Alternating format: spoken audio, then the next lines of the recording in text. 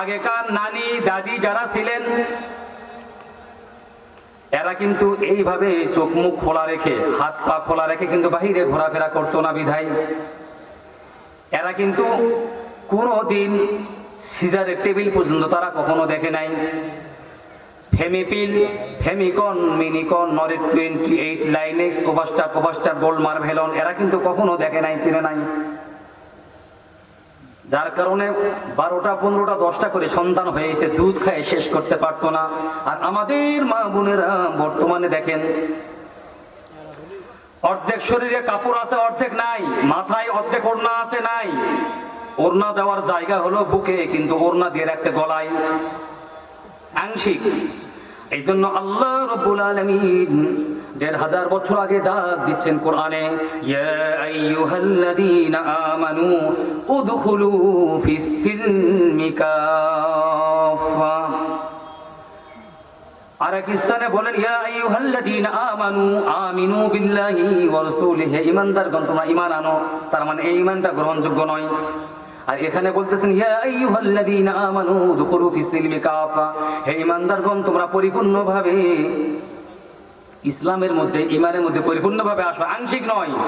আপনি বের হয়েছেন অর্ধেক ওড়না কপালে, মাথার অর্ধেক পিছন দিকে ঢেকে আছে, সামনের দিকে ওড়না নাই। এই জন্য পরিপূর্ণ আসতে হবে। আর ইসলাম আর দ্বীনটাই হচ্ছে একমাত্র আল্লাহ তাআলার কাছে গ্রহণযোগ্য। কথা বোঝা যাচ্ছে বাবা? অন্য কোনো দ্বীন গ্রহণযোগ্য নয়। যদি অন্য কোনো দ্বীন গ্রহণযোগ্য হতো তাহলে যারা 12 মাসে 13 পূজা করে এরকম আছে কিনা জমিনে? কথা বলেন। আপনি যদি এই বাংলাদেশ থেকে শুরু করে এই পৃথিবী যে 228টা দেশ আছে, এই 228টা দেশ সহ আটলান্টিক মহাসাগর থেকে শুরু করে সিডনি, কিডনি, ইতালি, লস অ্যাঞ্জেলস সহ, শিকাগো সিটির ম্যানহাটান, টরন্টো সহ, ইউরোপ মহাদেশ সহ, আপনার এই আমেরিকা, ইউরোপ মহাদেশ সহ, আপনি যেখানে এক প্রান্ত থেকে আর এক প্রান্ত যান, আপনি একটা মুসলিম উম্মাহকে জিজ্ঞাসা করেন, ভাই আপনার রবের নাম কি? সে বলবে কি? কথা বলেন জোরে, মুসলমান কি বলবে? আর আপনি যদি মহারাষ্ট্রের হিন্দু ভাইকে জিজ্ঞাসা করেন, ভাই তোমাদের সবচেয়ে বড় ভগবানের নাম কি? তারা বলবে গণেশ। আপনি যদি দিল্লির হিন্দু ভাইদেরকে জিজ্ঞাসা করেন, ভাই তোমাদের সবচেয়ে বড় ভগবানের নাম কি? তারা বলবে রাম। আপনি যদি গুজরাটে হিন্দু ভাইদেরকে জিজ্ঞাসা করেন, ভাই তোমাদের সবচেয়ে বড় ভগবানের নাম কি? তারা বলবে কৃষ্ণ। আপনি যদি আমাদের বাংলাদেশের হিন্দু ভাইদেরকে জিজ্ঞাসা করেন, ভাই তোমাদের সবচেয়ে বড় ভগবানের নাম কি?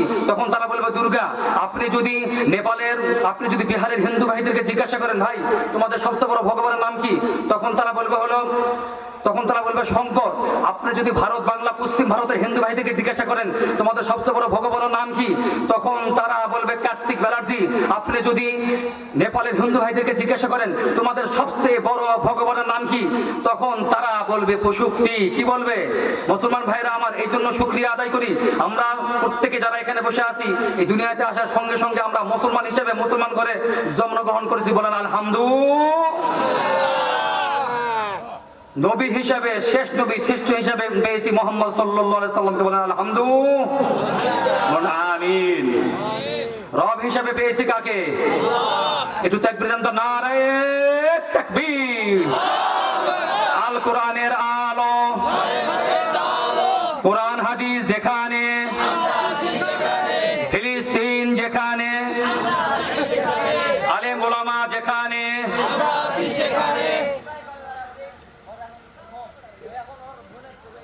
আমার প্রিয় ভাইরা আমার, ও আমার মহব্বত ভাইরা আমার, এই জন্য আমার পয়গম্বর, আপনার আমার পয়গম্বর হাবিব আমার যখন দুনিয়াতে আসেন, দুনিয়াতে যখন আসছেন, ঘরে সর্বপ্রথম যে ঘরে আল্লাহ রসুল জন্মগ্রহণ করলেন, দুনিয়াতে মাত্র আসলেন, আল্লাহ রসুলের ফুফি হযরতে সুফিয়া এবং তার মা আমিনা ছিলেন ঘরের মধ্যে।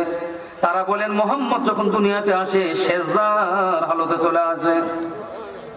আল্লাহ রসুল যখন দুনিয়া থেকে বিদায় নেয়, আসসালা আসসালা আসসালা, নামাজ নামাজ নামাজ বলে বিদায় নিয়ে নাই।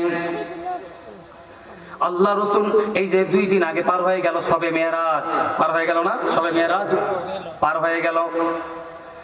আমার প্রিয় ভাইরা আমার, আল্লাহর পয়গম্বর আল্লাহ তাআলা তাকে মেরাজে নিয়ে গিয়েছেন। আল্লাহ রসুলের মেরাজ হয়েছে মোট 34 বার। কতবার? আল্লাহ রসুলের রুহানি মেয়েরাজ হয়েছে 33 বার, আর জিসমানি মেয়েরাজ হয়েছে একবার। যে ব্যক্তি আল্লাহ রসুলের মেয়েরাজকে অস্বীকার করবে সে কিন্তু কাফের। আল্লাহর হাবিবকে আল্লাহ তাআলা নিয়ে চলে গেছেন আল্লাহ তাআলার কাছে।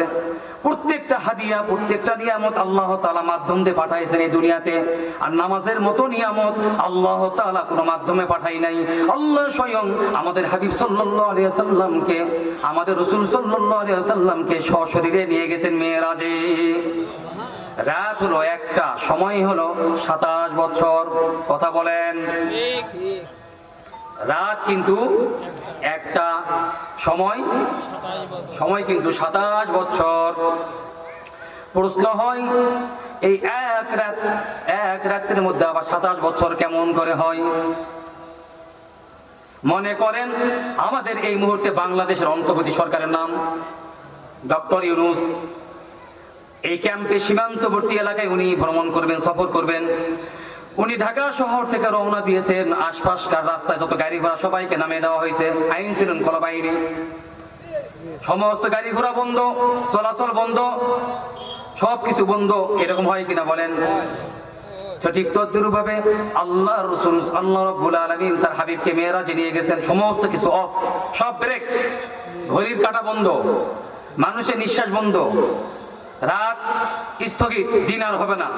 এইভাবে 27 বছর আল্লাহ রাব্বুল আলামিন আল্লাহ রাসূলকে ঘোরায় ঘোরায় সব কিছু দেখাইছেন।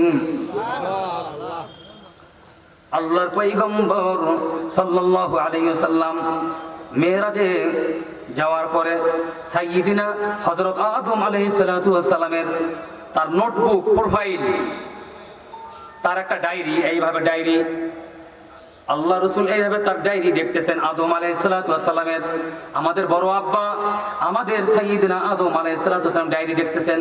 1000 বছর আল্লাহ তাআলা তাকে হায়াত দিয়েছিলেন আদম আলাইহিস সালামকে। আল্লাহ রাসূল আপনার আমার নবী, বিশ্ব নবী এইভাবে হায়াত দেখতেছেন আর আফসোস করতেছেন, হাই আমার উম্মতের তো টাইম কম, আমার উম্মতের হায়াত কম, আমার উম্মতের সময় কম। আদম পেয়েছে 1000 বছর, আমার উম্মত তো এতগুলো হায়াত পাইবে না। এতগুলো ইবাদত করেছে আদম আলাইহিস সালাতু ওয়াস সালাম, আমার উম্মত তো এতগুলো ইবাদত করতে পারবে না। আমি কেমন করে? আল্লাহ রাসূলের আল্লাহর দোস্তের মনটা বড় খারাপ, দোস্তের মনটা বড় খারাপ।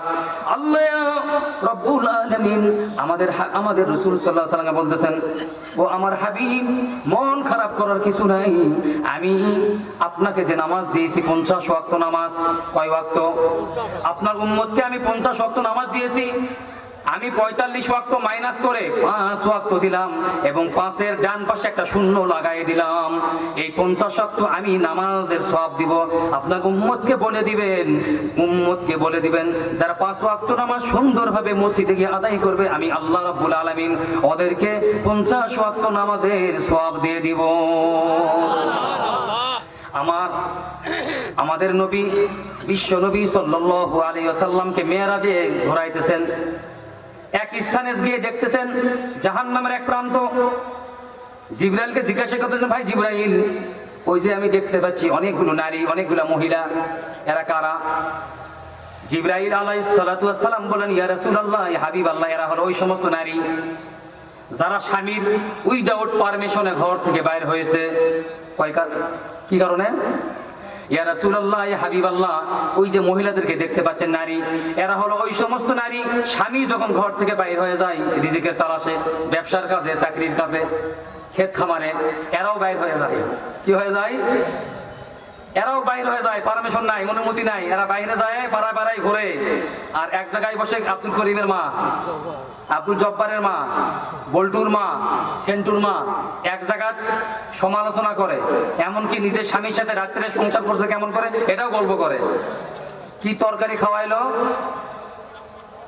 ওই বাবুর বাপকে কি তরকারি খাওয়াইলো এটাও গল্প করতেছে ওখানে। এই গীবতটা বেশি করে, স্বামীর নামও গীবত হচ্ছে। এরা হলো ওই সমস্ত নারী। ও আমার আম্মা জানো না, এই জন্য আপনি ঘর থেকে বের হওয়ার আগে স্বামীর কাছ থেকে আগে পারমিশন নিয়ে রাখবেন, আমি অমুক জায়গায় যাবো রে মা। আল্লাহর পয়গম্বর সাল্লাল্লাহু আলাইহি ওয়াসাল্লাম ওইখান থেকে চলে গেলেন আর এক স্থানে। আল্লাহর ফেরেশতা নিয়ে গেলেন জিবরাইল আমিন। যাই দেখতেছেন এক জায়গায়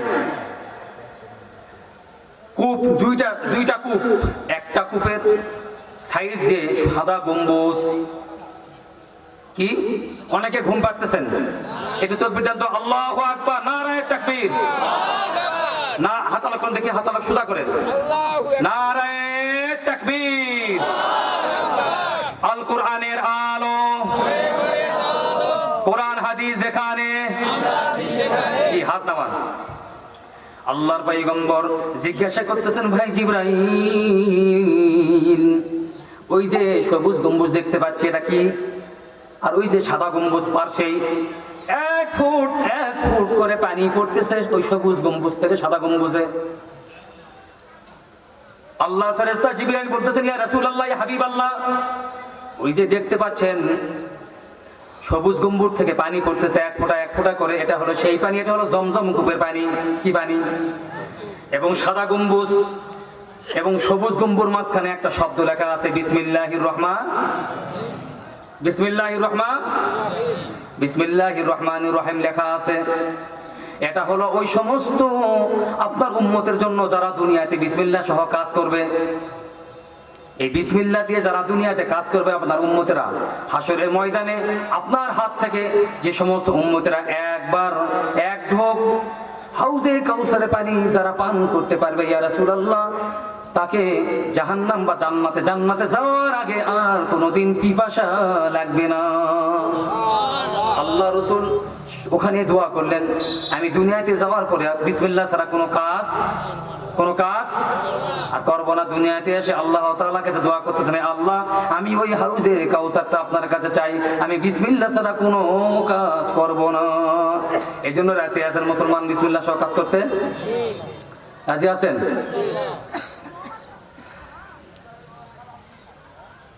এবার আসেন রে বাবা, আমি যে কথা বলতেছিলাম মনে আছে? আমি আম্মা জানদেরকে বলি, মা, আপনি পর্দা করতেছেন অর্ধেক, ওড়না পড়তেছেন ঠিকই, কিন্তু ওড়নাটা জায়গা মতো নাই, বিধায় নজর কিন্তু খুবই খারাপ। মানুষের নজর কিন্তু খুবই খারাপ। নজর হলো 3 প্রকার। কয় প্রকার? মানুষের নজর হলো কয় প্রকার? আর খবিস হলো 2 প্রকার। একটা হলো মানুষ খবিস, একটা হলো জিন্না খবিস। জিন্না খবিস 4 কুল পরে আয়াতুল কুরসি পরে ফু দিবেন, ওই বিদায়। কিন্তু মানুষ খবিস 4 কুল আর আয়াতুল কুরসি দিয়ে কিন্তু লাভ হবে না। তরকারির মধ্যে যদি লবণ বেশি হয়ে যায়, কোনো দোয়া নাই। তরকারির মধ্যে যদি লবণ বেশি হয়ে যায়, কোনো কিন্তু দোয়া নাই। কি কোনো দোয়া আছে লবণ কম হওয়ার? তরকারির মধ্যে লবণ, ভাই, এই ভাই, আমার এক ভাইয়েরা, ইউটিউব ভাইয়েরা, কি তরকারির মধ্যে যদি লবণ বেশি হয়ে যায়, কোনো দোয়া আছে? কোনো দোয়া নাই যে তরকারি লবণ কম হবে। নজরটা বড় খারাপ। আমি আপনাদের এলাকায় আসতেছি, আসতে রাস্তায় দেখলাম মা বোনেরা সুন্দর সিমের গাছ দেখলাম। সিমের গাছ, আপনাদের এলাকায় সিমের গাছ আছে? তারপর কি বলে, তরই গাছ না? আর কি হয় এখানে এলাকায়? আমি আসতে রাস্তায় খেয়াল করলাম এত সুন্দর রাস্তা ধরে মা বোনেরা সিমের গাছ লাগাইছে, তরই গাছ লাগাইছে, সিসিঙ্গা গাছ লাগাইছে, মিষ্টি লাউ, তরমুজও দেখলাম, তরমুজ।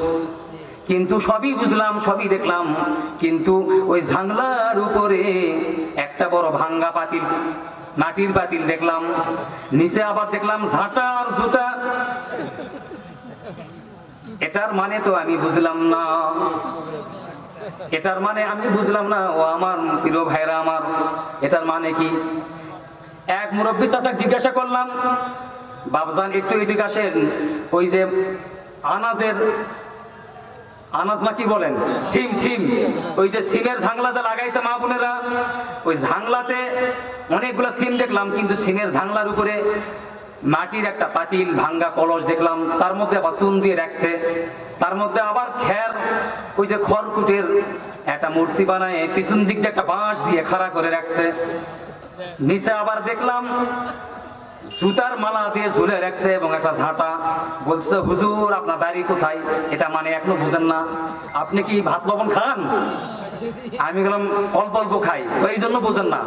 হুজুরদের মাথা বুদ্ধি কম। হুজুরদের মাথা কি কম?